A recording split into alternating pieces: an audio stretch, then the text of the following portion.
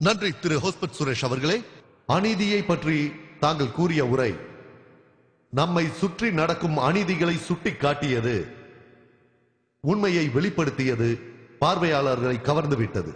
அது அனைவராலும் போற்றப்படுகிறது. இங்கே வந்திருக்கும் அனைவரையும் நான் மீண்டும் ஒரு முறை இஸ்லாமிக் ரிசர்ச் பவுண்டேஷன் சார்பாக வரவேற்பதில் மகிழ்ச்சி அடைகிறேன். இன்றைய தலைப்பு உங்கள் அனைவரையும் கவரும் என்று நினைக்கிறேன். இதற்கு பிறகு கேள்வி பதில் நிகழ்ச்சி இருக்கிறது. அதில் இந்த தலைப்பு சம்பந்தமாக நீங்கள் டாக்டர் ஜாகிர் நாயக் அவர்களிடம் எந்த கேள்வியும் கேட்கலாம். பயங்கரவாதத்தின் காரண காரியங்கள் பற்றி நாம் அனைவரும் மிகவும் அக்கறை உள்ளவர்கள். நாம் அனைவருக்கும் தெரிந்த விஷயம், போருக்கும் அமைதிக்கும் அரசியலுக்கும் மதத்துக்கும் இடையே உள்ள வேறுபாடு. மீடியாக்களில் வரும் முக்கிய செய்தி நம்மை பற்றி ஒரு தவறான கருத்து, இஸ்லாத்தின் மீது ஒரு அச்சமும் பயமும் உலகம் முழுவதும் பரவி இருக்கிறது. நமக்கே இது ஆச்சரியமான விஷயம். உலகம் முழுவதும் முஸ்லிம்கள் இருக்கிறார்கள். தீவிரவாதம் முஸ்லிம்களின் தனி உடைமையா? இதை பேச வரும் டாக்டர் ஜாகிர் நாயக் மும்பையில் உள்ள இஸ்லாமிக் ரிசர்ச் பவுண்டேஷனின் தலைவர். அவர் ஒரு மருத்துவர், சர்வதேச அளவில் அறியப்பட்ட ஒரு பேச்சாளர். இஸ்லாத்தை பற்றியும் ஏனைய சமயங்கள் பற்றியும் டாக்டர் ஜாகிர் நாயக் 1000க்கும் மேற்பட்ட சொற்பொழிவுகளை உலகம் முழுவதும் கடந்த 10 ஆண்டுகளில் ஆற்றியிருக்கிறார். 150 நாடுகளில் சர்வதேச தொலைக்காட்சிகளில் அவர் தொடர்ந்து உரையாற்றி வருகிறார். சகோதர சகோதரிகளே, இன்றைய தலைப்பான தீவிரவாதம் முஸ்லிம்களின் தனி உடைமையா என்ற தலைப்பில் பேச டாக்டர் ஜாகிர் நாயக் அவர்களை அழைக்கிறேன்.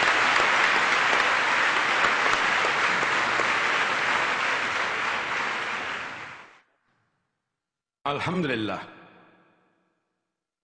wassalatu wassalam ala rasulillah wa ala alihi wa sahbihi ajmain, amma ba'd. A'udhu billahi minash shaitanir rajim. Bismillahir rahmanir rahim. Wa qul ja'al haqq wa zaqal batil innal batila kana zahuqa. Rabbi shrah li sadri wa yassir li amri wahlul 'uqdatam min lisani yafqahu qawli. மதிப்பிற்குரிய justice ஹோஸ்பட் Suresh அவர்களே, பெரியவர்களே, அன்புக்குரிய சகோதர சகோதரிகளே, அனைவரையும் இஸ்லாமிய வாழ்த்துடன் வரவேற்கிறேன். அஸ்ஸலாமு அலைக்கும் வரஹ்மத்துல்லாஹி வபரகாத்துஹு. சாந்தியும் சமாதானமும் உங்களுக்கு அல்லாஹ் வழங்கட்டும் என்று உங்கள் அனைவரையும் வாழ்த்தி வரவேற்கிறேன். இன்றைய தலைப்பு, அதாவது நான் இப்பொழுது பேசப் போவது இதுதான்: தீவிரவாதம் முஸ்லிம்களின் தனி உடைமையா? முதலில் நாம் புரிந்து கொள்ள வேண்டியது பயங்கரவாதத்தின் பொருள் என்ன. பயங்கரவாதத்தின் பொருளை விளக்குவது மிகவும் கடினமான ஒன்று. அதற்கு பலதரப்பட்ட விளக்கங்கள் இருக்கிறது. அவை ஒன்றுக்கொன்று முரண்பட்டது. அதன் விளக்கம் தெளிவற்றது. அது இடத்துக்கு இடம், நாட்டுக்கு நாடு மாறுபட்டுக் கொண்டே இருக்கும். வரலாற்று பார்வையிலும் வேறுபடும். தீவிரவாதத்திற்கு விளக்கம் அளிப்பது மிக கடினம். ஆனால் ஆக்ஸ்போர்ட் ஆங்கில அகராதியின்படி தீவிரவாதம் என்பதற்கு பொருள் தன் தேவையை நிறைவேற்ற வன்முறையை கையாள்வது, அரசியலில் தனிப்பட்ட ஆதாயங்களை நிறைவேற்ற வன்முறையை உபயோகிப்பது, அல்லது ஒரு அரசாங்கத்தை நிர்பந்திப்பது. பயங்கரவாதம் என்ற இந்த வார்த்தை முதலில் 1790இல் பிரெஞ்சு புரட்சியின் பொழுது புனையப்பட்டது. ஆனால் 1790களில் இந்த வார்த்தை ஒரு அறிக்கைக்காக, எட்வின் பர்க் என்ற ஆங்கிலேயரின் அறிக்கைக்காக இந்த வார்த்தையை உபயோகப்படுத்தி ஜேக்கபன் என்ற பிரெஞ்சு ஆட்சி முறையை விளக்கினார். அதன் 1793 மற்றும் 94ஆம் ஆண்டு பயங்கரவாத ஆட்சி நடந்ததா? பயங்கரவாதம் ஆட்சி செய்தது மேக்ஸ்மில்லின் ராக்ஸ்பியர். அவர்தான் அப்பொழுது நாட்டை ஆண்டார். ஆனால் அந்த சமயத்தில் ஆயிரக்கணக்கான மக்கள் கொல்லப்பட்டனர். அவர் தலையை வெட்டி கொலை செய்தார். பல்லாயிரக்கணக்கான அப்பாவி மக்களை. வரலாற்று ஏடுகளில் ஒரு குறிப்பே இருக்கிறது. 5 லட்சத்திற்கும் மேற்பட்டவரை அவர் கைது செய்திருக்கிறார். அதில் 40,000 பெயர்களை அவர் கொன்றிருக்கிறார். 2 லட்சம் பெயர்களை அவர் நாடு கடத்தினார். மீதி இருந்த 2 லட்சம் பேரை சிறையிலேயே வைத்து பட்டினி போட்டு கொன்றிருக்கிறார். ஆகவே பயங்கரவாதம் என்பது முதலில் பிரெஞ்சு புரட்சியின் போதுதான் நடந்தது. இப்பொழுது சர்வதேச மீடியாக்கள் உள்ளன. அதில் ஒரு முக்கியமான விஷயம் அடிக்கடி வரும். அதுவும் அந்த விஷயத்தை திரும்ப திரும்ப சொல்வார்கள். குறிப்பாக மேற்கத்திய மீடியாக்கள். அந்த ஸ்டேட்மெண்ட் என்னவென்றால், எல்லா முஸ்லிம்களும் தீவிரவாதிகள் அல்ல, ஆனால் எல்லா தீவிரவாதிகளும் முஸ்லிம்களே என்பதுதான். இந்த ஸ்டேட்மெண்ட் இப்பொழுது இந்தியாவிற்கும் வந்துவிட்டது. குறிப்பாக ஜூலை 11 அன்று நடந்த மும்பை ரயில் தொடர்குண்டு வெடிப்பின் பொழுது, இது மும்பையில் மட்டுமல்ல, இந்தியாவின் பல்வேறு பகுதிகளிலும் இந்த ஸ்லோகம் மக்களால் மீண்டும் மீண்டும் சொல்லப்படுகிறது. அது என்னவென்றால், எல்லா முஸ்லிம்களும் தீவிரவாதிகள் அல்ல, ஆனால் எல்லா தீவிரவாதிகளும் முஸ்லிம்களே. இன்று அதை பற்றி வரலாற்று ஆவணங்கள் என்ன சொல்கின்றன என்று ஆய்வு செய்வோம். உலக வரலாற்றில் நமக்கு கிடைக்கும் பயங்கரவாத தாக்குதல்களை பற்றிய புள்ளி விவரங்களை பார்ப்போம். 19ஆம் நூற்றாண்டின் ரெக்கார்டுகளை புரட்டினால் முஸ்லிம்களால் நடத்தப்பட்ட எந்த பயங்கரவாத தாக்குதலையும் காண்பது அரிது. நேரம் குறைவாக இருப்பதால் விரிவாக பேச முடியாது. 19ஆம் நூற்றாண்டில் நடந்த தாக்குதல்கள் சிலவற்றை மட்டுமே குறிப்பிடுகிறேன். 1881 ரஷ்யாவில் 2ஆம் சார் அலெக்சாண்டர் கொலை செய்யப்பட்டார். அது ஒரு படுகொலை. அவர் குண்டு தொலைக்காத வண்டியில் செயின்ட் பீட்டர்ஸ்பர்க் தெருவில் சென்று கொண்டிருந்த பொழுது ஒரு குண்டு வெடித்து 21 அப்பாவி மக்களை கொன்றது. அலெக்சாண்டர் வெளியே வந்து பார்க்கிறார். இன்னொரு குண்டு வருகிறது, அவரை கொன்றது. அவர் முஸ்லிமால் கொல்லப்படவில்லை, அவரை கொன்றது இக்னஸ்.